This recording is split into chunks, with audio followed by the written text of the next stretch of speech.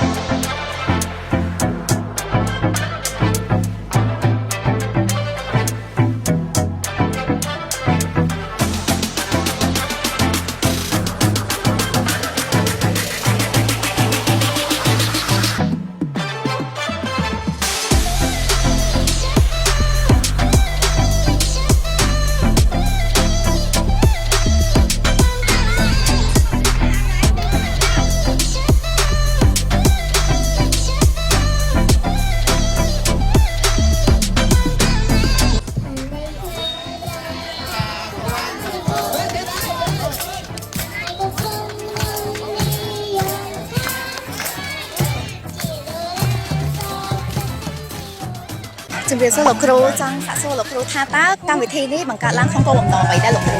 បាទអរគុណច្រើនចំពោះសំណួរបងប្អូនកម្មវិធីទស្សនវិស័យរបស់យើងនឹងការចុះសហគមន៍នេះគឺគោលបំណងធំទី1យើងចង់ឲ្យនិស្សិតដែលបានរបស់យើងបានស្វែងយល់អំពីសហគមន៍នឹងការរស់នៅរបស់និស្សិតជាក់ស្ដែងនៅសាលារៀនដាច់ស្រយាលហើយទី2យើងក៏ជាឱកាសមួយដើម្បីយើងមានអ្នកជួយឧបត្ថម្ភគ្រប់គ្រងពិសេសកម្មវិធីសប្បុរសធម៌ដើម្បីគាត់ចូលរួមមានឱកាសនឹងចូលរួមបរិច្ចាគដល់និស្សិតផ្ទៃក្ររបស់យើងផងដែរតាមតំបន់ដាច់ស្រយាលនេះជាគោលដៅសំខាន់ហើយក៏ជាផ្នែកមួយនៃសាកលវិទ្យាល័យរបស់យើងរាល់ថ្ងៃដែលព្យាយាមធ្វើយ៉ាងម៉េចឲ្យនិស្សិតយើងបានចូលរួមក្នុងការងារសហគមន៍បានកាន់តែច្រើនផងដែរ លោកគ្រូមានពាក្យពេចន៍អ្វីដើម្បីថ្លែងអំណរគុណដល់សប្បុរសជនដែលបានបរិច្ចាគដែរទេបាទ បាទជាបឋមនេះបាទសូមថ្លែងអរគុណដល់លោកប្រធាននៃបដិមងព្រមទាំងនិស្សិតនៃសាកលវិទ្យាល័យភូមិន្ទភ្នំពេញទាំងអស់ដែលបានគៀវគោដល់សប្បុរសជនបាន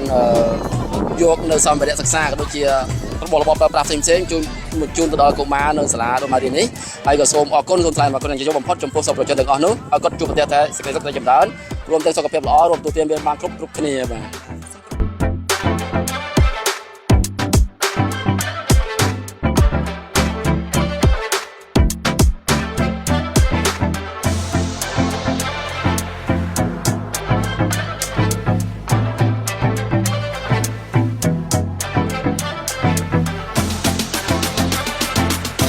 តំណាងឲ្យdepartmentភាសាថៃសូមថ្លែងអំណរគុណដល់សប្បុរសជនទាំងអស់ដែលបានបរិច្ចាគសម្ភារៈសិក្សា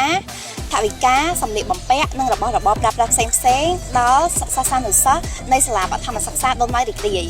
គ្រប់ការបរិច្ចាគរបស់លោកអ្នកធ្វើឲ្យសិស្សានុសិស្សទាំងអស់គ្នាទទួលបានស្នាមញញឹមនៅសម្រាប់កម្មវិធីនៅថ្ងៃនេះសូមបញ្ចប់តែប៉ុណ្ណេះជួបគ្នានៅក្នុងឱកាសក្រោយបាយបាយ